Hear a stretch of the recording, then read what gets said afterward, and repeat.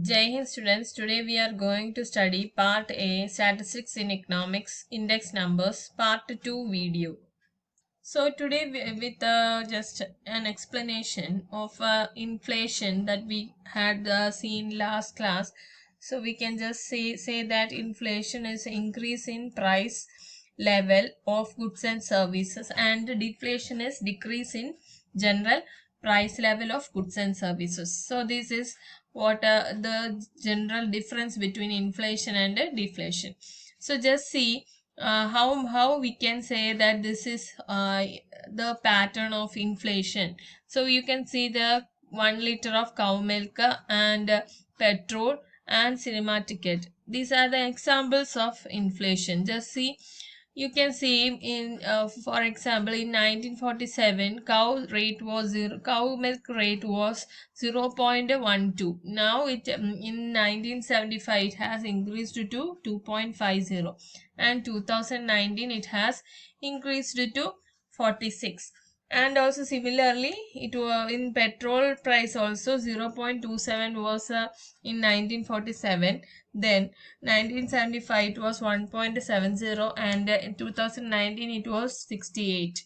And also you can see the cinema ticket also, it was 0.30 and 3 rupee 1975, then 2019 it was 300. So you can see that it is the price value is increase, or increase in general price level of goods and services is going on. So the rate of increase in price of goods and services is going on, so that is known as what? Inflation. So if the opposite occurs, that is decrease in general price level occurs, that is known as what? Deflation. Next is how inflation is calculated. So first you can see that a manufacturing unit is there.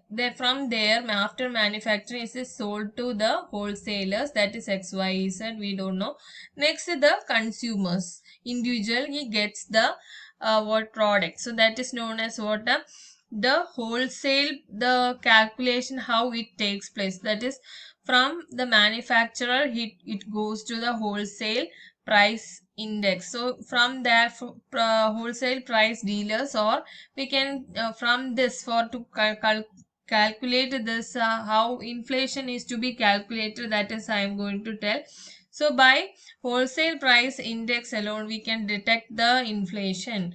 So it's on the basis of producer side. So from the producer side alone we can detect the what wholesale price index as well as the inflation rate mainly. So it depends upon the selling of a product, the inflation occurs. So if primary articles, that is primary means raw materials etc., we can say 22.6%, and fuel and power it's 13.2%, and manufactured product it is cost that is spent for, that is 64.2%, comes under the wholesale price index. So you know that after detecting these all things, we are fixing the price of a commodity and it goes to the consumer.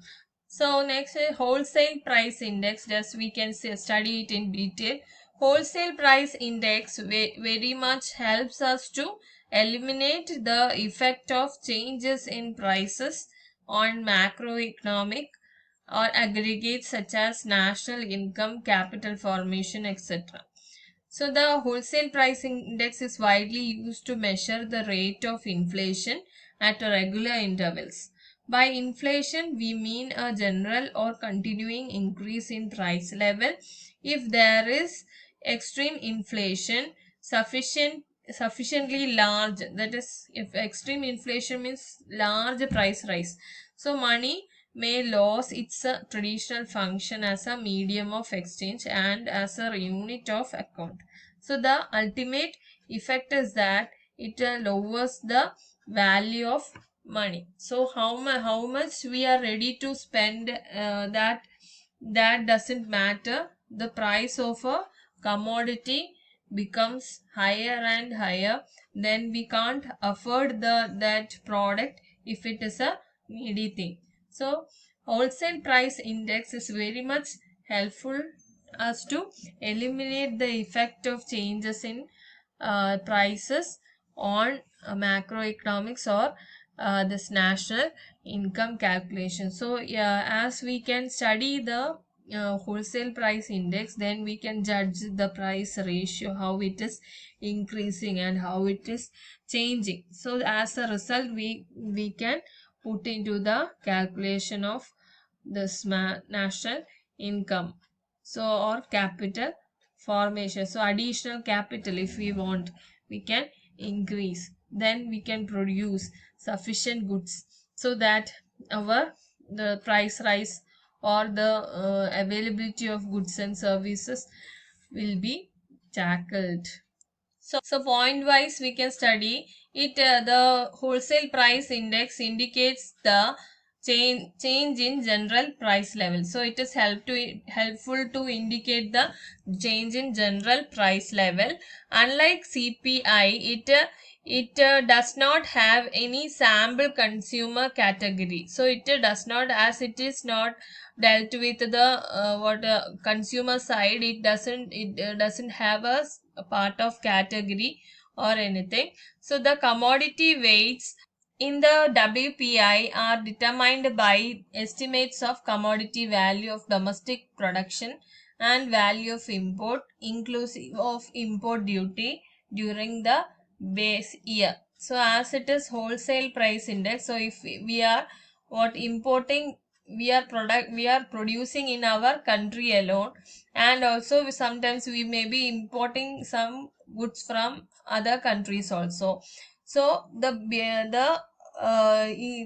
calculation is done with respect to the estimates of the commodity value of domestic production and value of imports exclusive of we are not calculating the import duty during the base year. That is what the tax we had to pay during that period. That is if we are comparing with some year, so that is known as what base year. So in that year we are not taking the import duty. So except that we are calculating other things and finding the answers.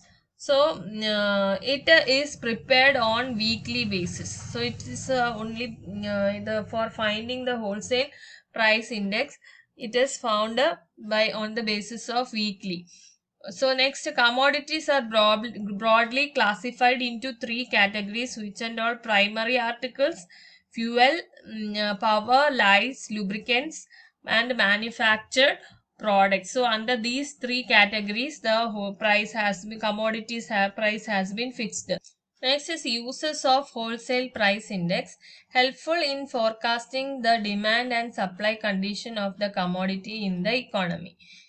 It helps us to understand monetary and real value of macro aggregates like national income, total output, etc.